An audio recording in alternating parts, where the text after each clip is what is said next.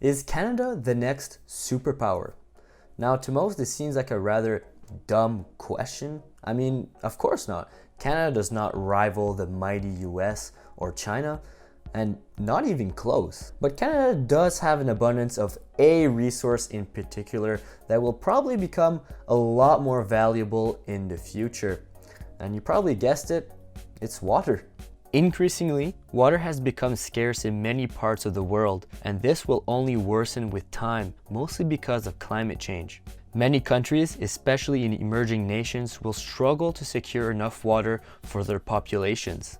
And surprisingly, even rich countries in Europe and the mighty United States will see an increasing difficulty to quench the thirst of their populations. All right, well, that makes sense, but how much water does Canada actually have? Well, short answer is a lot. And I mean a lot of water. Now, before we begin, we will only be talking about fresh water resources that are renewable, meaning that this amount regenerates every single year. Fresh water only makes up about 3% of all water on Earth, and of that 3%, only 0.01% is surface fresh water like lakes and rivers, which is really outstanding given the amount of rivers and lakes that can be found on Earth. That just gives you a picture of how much water is actually on this planet. Now let's take a look at this chart showing the 5 countries with the most fresh water. As we can see, Canada only appears to be third in terms of freshwater resources with 3,300 cubic kilometers of fresh water. Now, that doesn't seem like that much, right? Well, to put it simple, a cubic kilometer is an area of 1 by 1 by 1 kilometer, if you can imagine it in a 3D cube. Now, 1 cubic kilometer is actually 1 trillion liters of water, which is very hard to wrap your head around. Now, 3,300 of those cubic kilometers would actually be enough to fill the entire country of Samoa under a kilometer of fresh water. Now let's return to the chart, and we can see that Brazil is actually number 1. I mean, not very surprising, as it does have the largest river system in the world, the Amazon basin, and basically triples Canada's fresh water supply with 8,233 cubic kilometers of fresh water. And then it drops significantly, placing Russia in 2nd spot, the mighty US in 4th spot, and finally China takes the 4th spot with 2,840 cubic kilometers of fresh water. Alright, so Canada has a lot of water. However, there's lots of other countries that have fresh water supplies that are actually very similar to Canada's fresh water supply. The mighty US, for example, has 3,069 cubic kilometers of fresh water, which is actually only 231 cubic kilometers less than Canada. However, let's consider the population of each country and see how much water each country has per person. We will find out that Canada has much more water availability than the mighty US. In fact, with this chart, we can see that Canada disposes of 0.0000875 cubic kilometers, which can be translated into simply 8.75 million liters per person. The mighty US, on the other hand, only disposes of 935,000 liters per person, which is significantly less than Canada. And once you add in China, well, China has even less than the United States at 203,800 liters of fresh water per person. Now, we also have to consider the total yearly consumption of fresh water of these countries. And as we can see from this chart, Canada has a significantly lower consumption than the mighty US and China. Canada therefore only uses about 36 cubic kilometers of its 3,300 cubic kilometers of yearly reserves available.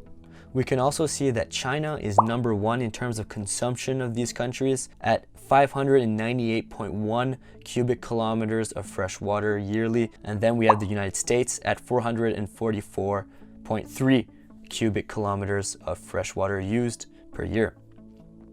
Now this means that Canada only uses about 1.09% of its total yearly available fresh water, which is significantly lower than China and the United States.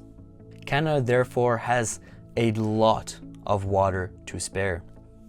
Now we also have to consider the geography of water in Canada. Canada, unlike countries such as the mighty US and China, has a relatively balanced landscape in terms of water availability and distribution. Canada is blessed with multiple river systems transecting the country, as well as an extensive network of lakes, allowing the vital resource to reach every corner of the country with ease.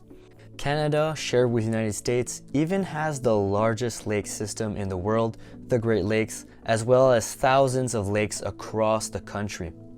The only slight exception to Canada's balance in terms of fresh water would be the Great Plain regions of Manitoba, Saskatchewan, and Alberta, which are relatively drier than the rest of the country, but they possess extensive irrigation systems to counter this climate. The United States, on the other hand, has a very different reality. The United States has almost every biome imaginable, including vast areas of deserts with few rivers in between. This creates a very unbalanced concentration of water sources in the United States, which is especially concentrated east of the Mississippi.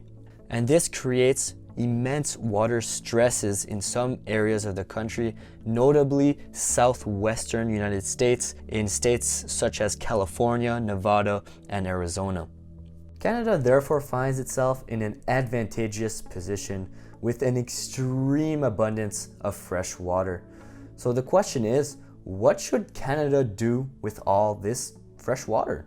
Well, the logical solution is to export some, and in the process make the country more prosperous. This, however, is not something that is commonplace in the world at this moment. However, if things continue this direction, it's likely to become a very lucrative trade in the future.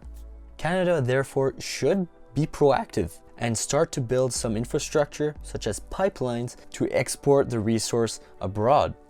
Many dams and reservoirs already exist and could simply be transformed into starting points for these pipelines. This industry would be much less strenuous on the environment as long as the rivers and lakes are able to rejuvenate themselves from what is taken from within. And compared to oil pipelines, even if there's a burst in water pipelines, there would be much less environmental impact than oil pipelines. The water could then be transported to ports and then be transported through ships to any country in the world. This industry could be essentially treated as the oil and energy sectors are treated today, and could very well be their replacement and the solution. Only time will tell if this industry will actually become a reality in Canada. However, it is clear that Canada has an immense opportunity to capitalize and become very prosperous in the process. Canada not only has the capacity, but it also has the stability, unlike countries such as Brazil and Russia, to actually make this industry a reality. So will Canada be the next superpower? Well, maybe, but very unlikely. However, it will probably become a lot more relevant on the world stage. So that is it for today's episode. I hope that you learned something new about Canada's fresh water supply. And if you've enjoyed the video, please consider liking and even subscribing to the channel. And I'll see you next time. Ciao, guys.